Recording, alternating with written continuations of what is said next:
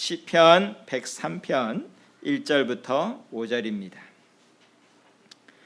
내 영혼아 주님을 찬송하여라. 마음을 다하여 그 거룩하신 이름을 찬송하여라. 내 영혼아 주님을 찬송하여라. 주님이 베푸신 모든 은혜를 잊지 말아라.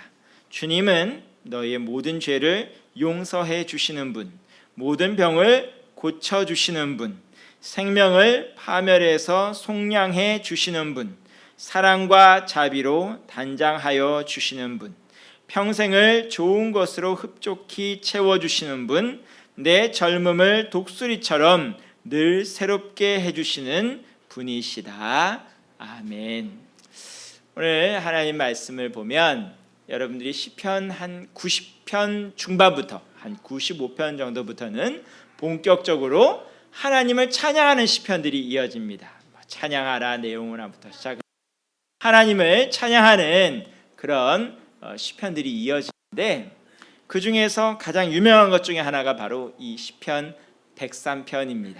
그래서 이 시편 103편을 놓고 그 여러 가지 찬양이 나오는데 그 중에 하나가 우리 찬송가 621장에 있는 찬양이죠. 103편이 이렇게 찬양하라는 곡인데요, 찬양하는 이유가 나와 있어요. 찬양하는 이유가 뭘까요? 2절 말씀을 보면 주님이 베푸신 모든 은혜 때문입니다. 근데 주님이 베푸신 그 모든 은혜 중에 제일 첫 번째로 꼽히는 게 뭘까요? 바로 3절 말씀을 보면 주님은 너의 모든 죄를 용서해 주시는 분이라는 이야기가 등장합니다. 즉 이 얘기를 뒤바꾸면요, 우리가 주님의 은혜를 깨달으려면, 체험하려면, 그 은혜가 우리 가운데 충만하려면 제일 먼저 거쳐야 되는 과정이 뭐냐? 따라해 볼까요? 속죄. 속죄가 뭐예요? 죄의 대가를 치르는 것입니다. 죄 용서함을 받는 것입니다. 속죄의 과정을 치르지 않으면, 그 과정을 거치지 않으면 하나님의 은혜를 헤아릴 방법이 없다는 거죠. 우리가 죄 용서함을 받았다는 데서부터 하나님에 대한 찬양과 감사가 시작되는 거지, 그 뒤에 따라오는 뭐 재물이 따라오고 건강이 따라오고 뭐가 따라온다 할지라도 자기가 죄인이며 주 앞에 용서함 받은 그런 사람이라는 사실을 깨닫지 못하면, 그것부터 시작되지 않으면 그 뒤의 것들은 다 소용이 없다는 것입니다. 왜요? 그 뒤에 나오는 것들은 재물이 있을 때는 감사가 나오다가 없으면 어떻게 돼요? 불평이 나오고, 건강이 있을 때는 감사가 나오다가 건강이 사라지면 불만이 폭발하고, 있으면 감사하지만 없으면 다 사라지는 것들입니다. 오히려 반대의 결과들이 나오는 것들입니다. 하지만 죄 용서함을 받았다는 사실은 그렇게 왔다 갔다 하는 제목이 아닙니다. 우리의 삶 가운데 감사와 찬양이 넘치게 만드는 닻이 되는, 기초가 되는 그러한 사실입니다. 그러하기 우리들은 주님 앞에 죄라는 개념, 또한 죄 용서라는 개념에 대해서 확실히 개념을 가지고 뿌리가 내려져야 된다는 것을 우리는 기억할 필요가 있습니다. 죄 얘기만 나오면 좀 얘기가 복잡해집니다. 어떤 분들은 내가 뭘 그렇게 잘못했기에, 내가 뭘 그런 흉악범죄를 저질렀기에 하면서 죄 문제에 대해서 민감해 하시는 분들도 없잖아 있는데요, 죄라는 얘기는 간단하게 말하자 그러면 하나님과의 관계 얘기를 하고 있는 겁니다. 죄는 뭐냐? 하나님과의 관계가 끊겼다는 것을 의미하는 것입니다. 그러면 죄 용서함을 받았다는 건 뭐냐? 하나님과의 관계가 회복되었다는 것을 의미하는 것입니다. 하나님과의 관계가 왜 끊어질까요? 첫째는 우리 스스로가 그 관계를 끊고 떨어져 나가기 때문이고, 우리는 자꾸 하나님에게서 멀어지려는 원심력이 자꾸 작용하죠. 그렇죠? 하나님에게서 스스로 멀어지기 때문이고, 둘째는 뭐냐? 하나님께서 미워하시는 일들을 자꾸 하기 때문입니다. 아무리 사랑하려고 해도 그 사람이 자꾸 자기 마음에 상처를 주고 괴롭게 만드는 일을 계속하면 사랑하기 굉장히 힘들겠죠. 우리가 하나님께서 미워하시는 일을 계속하기에 하나님과의 관계가 끊어지는 것입니다. 이 관계라는 얘기는 사실은 우리 삶 가운데 굉장히 중요한 얘기입니다. 하나님과의 관계 얘기를 자꾸 하니까 굉장히 추상적이고 의미 없는 얘기처럼 자꾸 여러분들에게 들리는지 모르겠지만, 우리 인간 삶 가운데 가장 중요한 것이 관계입니다. 관계라는 것이 틀어지게 되면 그 어떤 것이 있어도 우리 삶 가운데 항상 불행이 찾아올 수밖에 없습니다. 최근에 우리나라에서도요, 전에는 발행되지 못했던 그런 책들이 많이 발행되고 있는데, 그 중에 하나가 과거에는 공산주의 계열, 사회주의 계열에 있는 분들, 그런 계열의 사람들에 관한 책들이 많이 발간되지 못했죠. 여러 사상적인 문제 때문에. 요새는 많이 개방되는지라 그런 쪽 인물들에 대한 책들이 많이 나오는데, 그 중에 하나가 스탈린에 관한 책이 나왔습니다. 젊은 스탈린, 그래가지고 스탈린에 관한 책이 나왔는데요, 여러분들이 아시는 분은 아실 거예요. 스탈린이 누굴까요? 아주 유명한 소련의 지도자였죠. 독재자였습니다. 우리나라 6.25 전쟁 누가 일으킨 걸까요? 그 중에 하나가 바로 스탈린입니다. 스탈린의 사주를 받은 김일성이 우리나라 남침했다고 보통 알려져 있죠. 그래서 스탈린이라는 인물은 우리 한국 사회에서도 뗄 수가 없는 그런 아주 중요한 인물입니다.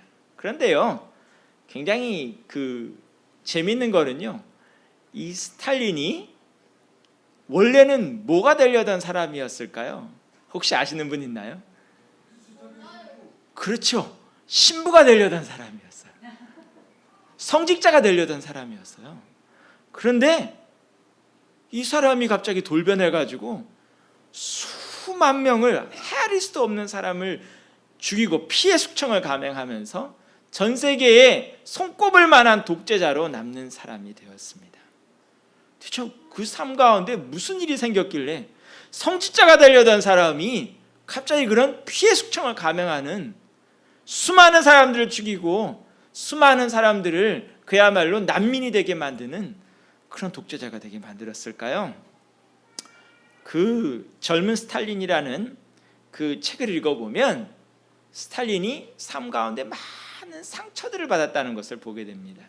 신부가 되려던, 성직자가 되려던 사람이었지만 애인이 떠나가고 인간관계가 비틀어지기 시작하면서 그 삶은 점점점 괴물로 변해가는 것을 볼 수가 있습니다. 그런데 그렇게 인간관계가 뒤틀리고 독재자가 되고 괴물로 변해간 결과는 뭐냐? 말년이 되면 될수록 이 스탈린은 고통받게 되는데, 다른 고통이 아니라 주변 사람들을 믿을 수가 없어요. 언제 내 곁에 있는 누구라도 언제 나에게 배신을 감행하고 나에게 칼끝을 들이댈지, 총을 들이댈지 몰라요. 그래서 말년이 그런 의심과 불안 가운데 살아가면서 어떻게 죽었는지에 대해서도 사실은 말이 많습니다. 뭐 독살설부터 시작하여서 뭐 그야말로 자연사하였다까지 어떻게 죽었는지도 제대로 모를 정도로 70이 넘어서 죽긴 했는데 어떻게 죽었는지도 모를 정도로 말년이 굉장히 복잡하고 비참해집니다. 관계가 틀어지면 결국 죽는 것은 자기 자신입니다. 관계가 얼마나 중요하냐에 대해서 곳곳에서 여러 가지 증거들이 나타나는데요, 요즘 우리나라 가정들이 심각한 위기를 맞고 있다는 것이 여러 가지로 증명이 되는데, 그 중에 하나가 바로 부부간에 지켜야 될 신의가 깨지고 있다는 것, 그것이 곳곳에서 드러나고 있습니다. 최근에 이제 전 세계적으로 유명한 불륜 사이트가 있는데요, 전 세계적으로 수십만 명의 회원을 거느린, 거의 아예 대놓고 불륜하자는 사이트입니다. 뭐 인생 짧다, 우리 즐기며 살자 그러면서 불륜하자는 사이트인데, 전 세계 수십만 명의 사람들이 거의 가입했는데, 그 사이트가 해킹을 당하면서 회원 정보들이 다 털려버렸습니다. 거기에는 뭐 전 세계의 뭐 고위 간부들, 지도자들 할 거 없이 별 사람들이 다 들어가 있었는데요, 우리나라에서도 수만 명의 사람들이 가입되어 있다는 것이 드러났죠. 공직자들도 있었고 뭐 전문직도 있고 별의별 사람들도 다 있는데, 근데 또 눈여겨보지 않을 수 없는 것이 기독교 계열의 성직자들을 비롯한 중직들도 많이 들어가 있었습니다. 그래서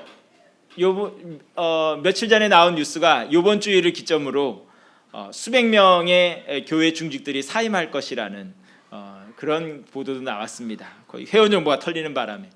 적지 않은 사람들이 지금 자살을 하거나 너무 충격적으로 자기 그런 과거가 다 드러나니까 자살을 하거나 극단적인 선택을 하는 사람들도 많아지고 있습니다. 뭘 의미하는 걸까요? 단순히 그분들이 불륜을 저질렀다, 그게 지금 중요한 것이 아니라 불륜을 저지른다는 것은 부부 관계가 이미 깨지고 있다는 뜻인 거죠. 그렇게까지 감형을 안 했더라도 수많은 부부가 같이 살기는 살되 사실은 남인 거죠. 그런 감정적인 부부간의 관계가 깨졌을 때 결국 가정이 파괴되고 마는 것 아니겠습니까? 그 반대되는 얘기도 최근에 접하게 됐는데요. 한 예능 프로그램, 무한도전이란 프로그램을 보니까 요즘에 배달의 무도라는 걸 하고 있더라고요. 뭔지 몰랐는데 비로소 저는 어제야 알았습니다. 배달의 무도가 뭐 하는 거냐 하면 전 세계, 그러니까 뭐 어떤 이유에서든 가정이 헤어져 사는 거예요. 그냥 뭐 지방에 내려가 산다 정도가 아니라 지구 반대편까지 세계 곳곳에 흩어져서 사는 거예요. 그런 사람들에게 가족의 따뜻한 정을 배달해주는 그런 코너였습니다. 제가 잠깐 본 코너를 보면 뭐 이제 서울에 어떤 이유인지는 잘 모르겠는데 서울에 있는 아내가 저기 칠레 맨 끝쪽에 있는, 칠레 맨 남쪽 끝이 어디냐 하면 남극에 가까워요. 그 추운 데에서 보니까 한국식 라면 가게를 하고 계신 분이더라고요. 거기에 아내의 정성스러운 음식을 만들어서 그걸 가지고 낑낑대면서 박명수 씨가 배달해 주는 모습도 나오고, 또 그런가 하면 뭐 정준하 씨도 뭐 가가지고 엄마 흉내 내면서 대신 가서 안아주기도 하고 뭐 별거 다 하는 그런 프로그램이었습니다. 근데 맨 마지막에 나온 장면이 뭐였냐 하면 한국에 생후 4개월 때 미국으로 입양이 된 거예요. 그래서 평생을 수십 년을 헤어져 살던 이 모녀지간이 있었는데 그 여성이 미국에서 자라나서 한국에 주한미군으로 와서 봉사하게 되고, 그러면서 어머니 가족을 다시 찾고 다시 미국으로 돌아간 그런 상태더라고요. 근데 그 상황에서 유재석 씨가 그 어머님의 그 손맛이 들어간 음식을 잔뜩 해갖고 아이스박스에 담아가지고 미국에까지 가가지고 이제 딸에게 배달을 해주는데, 그 장면에서 딸이 엄마가 해준 그 수십 년 동안 잃어버렸던 엄마가 해준 그 음식을 맛보면서 눈물을 펑펑 쏟는 장면들, 그런 장면이 등장하고 있었습니다. 거기서도 다 그 배달의 무도가 보여주는 건 뭐냐 하면 관계 얘기를 하는 겁니다. 세상 반대편에 있어도 미국에 있든 칠레 남극에 있든 어디에 있든 간에 가족이라는 관계가 회복되면, 그것이 확인되면 세상에 그 무엇보다도 기쁘고 행복하다는 사실을 보여주는 겁니다. 음식이 중요한 것이 아니라 내가 지구 반대편에 있어도 아직도 내 가족과 사랑이 끊어지지 않고 관심이 끊어지지 않고 관계가 아직 유지되고 있구나 하는 것이 중요하다는 것을 보여주고 있는 겁니다. 지금 제가 잔뜩 이런 관계 얘기를 하는 이유는 하나님과 관계 얘기를 하기 위해서입니다. 이 땅에 우리가 수많은 관계들이 있지만 그 모든 관계들 중에서 제일 중요한 것이 하나님과의 관계입니다. 왜 그래요? 아무리 부모 자녀가 아니라 하더라도, 친구가 아니라 하더라도 그 관계에는 한계가 있기 때문입니다. 아무리 좋은 친구라도 같이 손잡고 가질 수 있는 데는 한계가 있습니다. 아무리 우리를 사랑하는 부모라 할지라도 우리와 손잡고 같이 갈 수 있는 데는 한계가 있습니다. 하지만 하나님은 한계가 없는 분입니다. 하나님은 시편을 보게 되면 하늘 위에 올라가도 지옥으로 내려가도 음부로 내려가도라고 표현되어 있죠. 지옥으로 내려가도 세상 끝에 가서라도 어디서든 함께 하시는 그 주님이 우리의 손을 놓지 않고 계시다는 것을 말씀하시는 것이 오늘 103편의 말씀입니다. 우리가 읽지는 않았지만 뒤에 가면 하나님과 우리 사이의 관계를 회복하는 것이 우리 자신이 아니라 하나님이라는 것을 보여줍니다. 시편 103편 13절 14절을 읽어보면 이렇게 되어 있습니다. 아버지가 자식을 긍휼히 여긴같이 여호와께서는 자기를 경외하는 자를 긍휼히 여기시나니 이는 그가 우리의 체질을 아시며 우리가 단지 먼지뿐임을 기억하심이로다. 먼지 같은 인생들, 언제나 나약하고 하나님의 진정한 은혜를 모르는 백성들, 떠나가려고 하는 배역하는 백성들에게 하나님께서 먼저 손 내미시고 하나님께서 먼저 품어주시고, 이것이 바로 속죄의 사건이고 이것이 바로 하나님의 사랑이고 그리스도의 사랑이라고 말을 해 줍니다. 오늘도 우리의 삶 가운데 모든 찬양과 감사는 하나님과의 관계가 회복된 데서부터 시작이 됩니다. 하나님과의 관계가 확실하다는 것을 확신하는 데서부터 우리의 관계는 시작이 될 수가 있습니다. 하나님과의 관계가 확실해야 그 다음에 부부관계든 친구관계든 부모 자녀 간의 관계든 흔들리지 않는 것입니다. 하나님께서 빠져 계시는 순간 그 모든 관계들은 언제든 무너지고 깨지는 관계로 변할 수밖에 없습니다. 우리 사회를 보십시오. 부모 자녀가 그 관계가 그렇게 건실한가요?